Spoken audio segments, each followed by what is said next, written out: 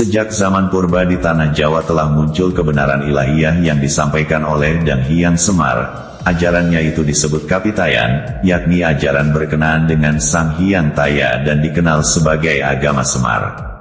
Agama Kapitayan adalah keyakinan masyarakat Jawa sebelum proses Indianisasi lewat agama Hindu dan Buddha. Ajarannya hanya mengenal satu Tuhan dan ritualnya adalah menyembah Sang Hyang Taya, sesuatu yang absolut yang tidak bisa dipikir dan dibayang-bayangkan, tidak bisa didekati dengan panca indera.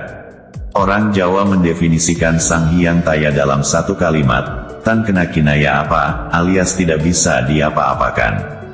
Untuk itu, supaya bisa disembah, Sang Hyang Taya mempribadi dalam nama dan sifat yang disebut Tu atau Tu, yang bermakna daya gaib dan bersifat adikodrati.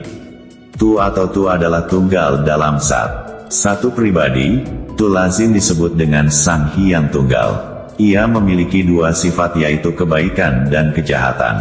Tu yang bersifat kebaikan disebut Tuhan, disebut dengan nama Sang Hyang Menang. Tu yang bersifat kejahatan disebut dengan nama Sang Manikmaya. Demikianlah, Sang Hyang Menang dan Sang Hyang Manikmaya pada hakikatnya adalah sifat dari Sang Hyang Tunggal. Karena itu, baik Sang Hyang Tunggal, Sang Hyang Menang dan Sang Hyang Manikmaya bersifat gaib, tidak dapat didekati dengan panca indera dan akal pikiran, namun hanya diketahui sifat-sifatnya. Oleh karena Sang Hyang Tunggal dengan dua sifat itu bersifat gaib, maka untuk memujanya dibutuhkan sarana-sarana yang bisa didekati panca indera dan alam pikiran manusia. Itu sebabnya di dalam ajaran Kapitayan dikenal keyakinan yang menyatakan bahwa kekuatan gaib dari pribadi tunggal Sang Hyang Taya yang disebut Tu atau Tu itu tersembunyi di dalam segala sesuatu yang memiliki nama Tu atau Tu. Para pengikut kuat ajaran Kapitayan meyakini adanya kekuatan gaib pada watu, tugu, tulang, tumbak, pintu, tupeng, tusan, tupong, tuya dan lain sebagainya. Dalam melakukan bakti memuja Sang Hyang Taya, orang menyediakan sajian berupa tuempeng, tumbal, tuembu, tukung kepada Sang Hyang Taya melalui sesuatu yang diyakini memiliki kekuatan gaib. Konsep tan kena kinaya ngapa Sang Hyang Taya mirip dengan konsep Tuhan dalam agama Buddha. Sebenarnya Buddhisme tidak mengenal konsep Tuhan, dan Sang Buddha tidak pernah mengajarkan konsep ketuhanan. Hal yang Buddha ajarkan adalah bahwa semuanya bersumber dari batin atau pikiran yang bersih.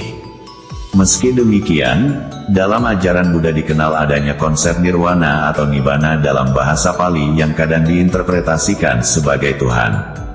Dalam Tripitaka Pali, Buddha bersabda, ada sesuatu yang tidak dilahirkan, tidak menjelma, tidak tercipta, yang mutlak, maka tidak akan ada jalan keluar kebebasan dari kelahiran, penjelmaan, pembentukan, pemunculan dari sebab yang lalu.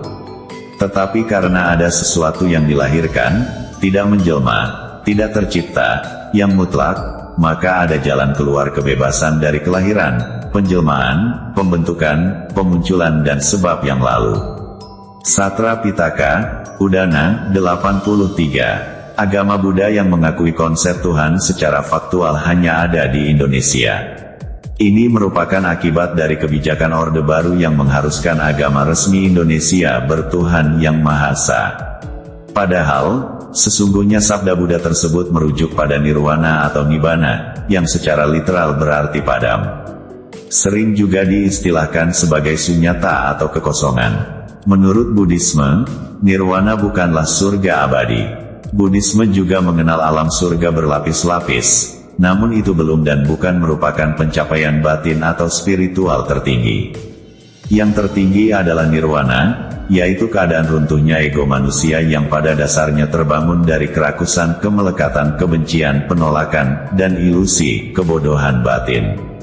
Keadaan tersebut lazim disebut pencerahan, yang pengalamannya tidak bisa diungkapkan dengan kata-kata, namun bisa dialami dalam kehidupan manusia. Karenanya, nirwana adalah sesuatu yang juga, tan kena kinaya ngapa. Semar adalah perwujudan dewa roh suci, yang membimbing manusia dalam wujud uniknya dan lewat cara-cara yang bijak, namun terkadang nyeleneh tak lazim. Semar sebagai penjelmaan dewa, layaknya avatar dalam tradisi Hindu. Ada pula yang menganggap Semar sebagai utusan Tuhan di dunia, layaknya nabi dalam agama Timur Tengah. Karena itu, Semar dalam tradisi Jawa memiliki nama lain yakni Badranaya. Kata tersebut berasal dari kata bebadra yang bermakna membangun sarana dari dasar dan naya atau nayaka yang bermakna utusan. Artinya, Semar adalah utusan yang maha kuasa demi kesejahteraan manusia. Dominasi Semar meluas dan bahkan tokoh asli tanah air ini dipercaya adalah Danghyangnya Pulau Jawa bahkan Nusantara. Danghyang berasal dari kata bahasa Kawi, Danghyang yang berarti ruh penjaga maha kuasa. Semar hingga kini dihormati dan dipercaya sebagai sosok spiritual pelindung yang memberi berkah dan keselamatan bagi pemujanya.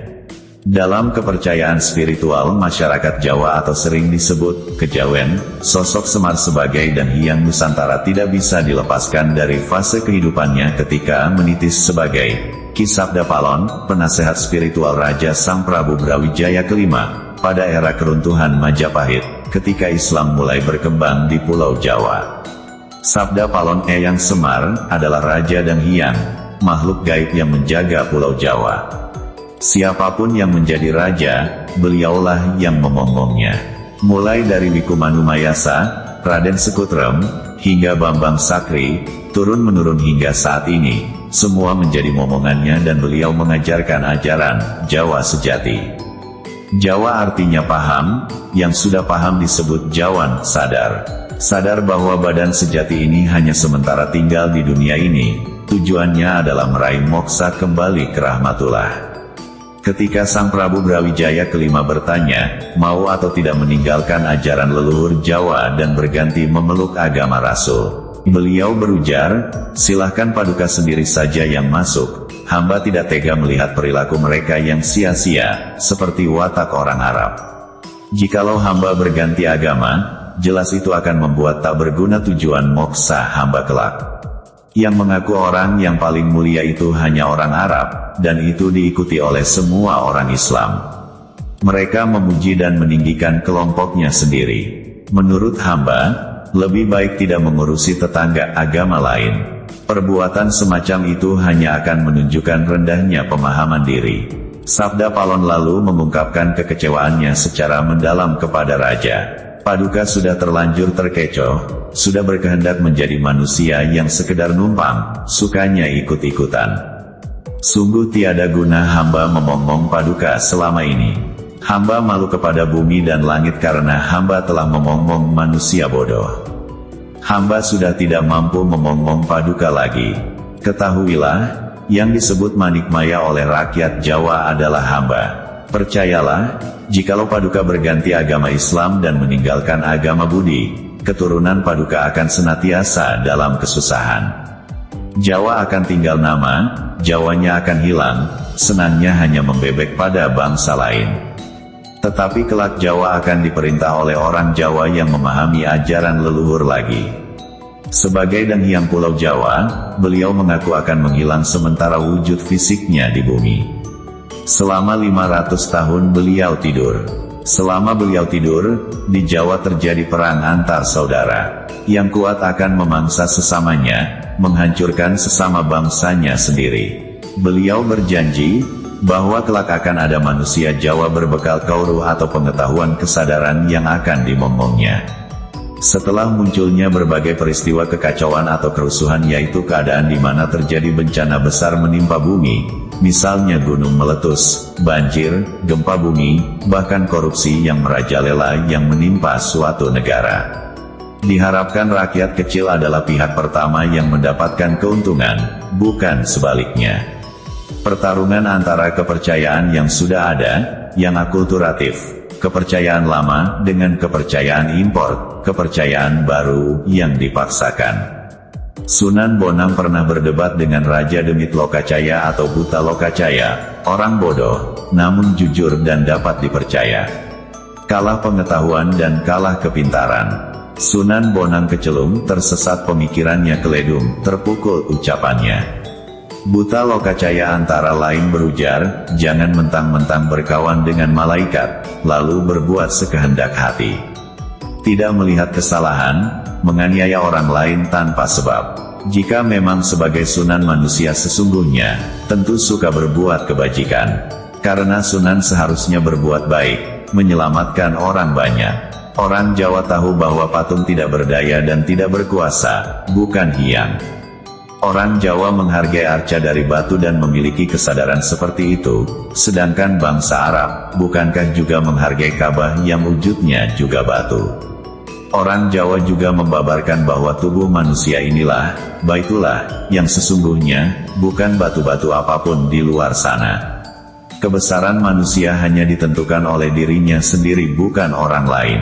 Manusia yang tidak memiliki pegangan hidup tak bernilai guna, bahwa manusia harus memiliki kekuatan, kecerdasan dan kebanggaan. Hanya pemimpin yang kuat, cerdas dan bangga yang dapat diandalkan oleh masyarakat. Pemimpin yang demikian itulah yang akan berani membawa pengikut, anak buah atau rakyatnya dalam tatanan yang patuh. Sedikit catatan untuk penjelasan. Eyang Semar bersabda, sing sopo-sopo ngelirwa ake dawuhe Kaki Semar, bakal ciloko lan adoh soko karahayuning Gusti. Perintah Eyang Semar yang tertuang dalam ilmu Jawa, antara lain, luwes aning teges, luwes tapi tegas. Tepo seliro maring pepodo, saling menghargai kepada sesama. Nerimo nanging budidoyo sak dermo, menerima tapi tetap berusaha sebisanya. Bebodro kang miguno, berbuat yang berguna, dan yen wani ojo wedi-wedi, yen wedi ojo wani-wani, kalau berani jangan takut-takut, kalau takut jangan berani-berani.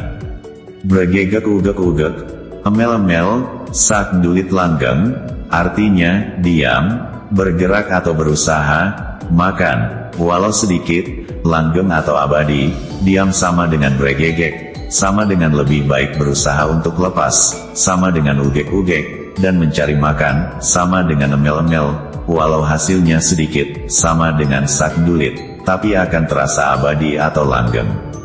Sebuah pesan moral agar manusia selalu bekerja keras untuk mencari nafkah, yang walaupun hasilnya hanya cukup untuk makan seadanya, namun kepuasan yang didapat karena berusaha tersebut akan terasa abadi. Selain dikenal karena kebijaksanaannya yang tiada tara, Eyang Semar juga dikenal karena kesaktiannya yang tiada duanya. Meski Semar hidup di alam kodrat, ia berada di atas kodrat.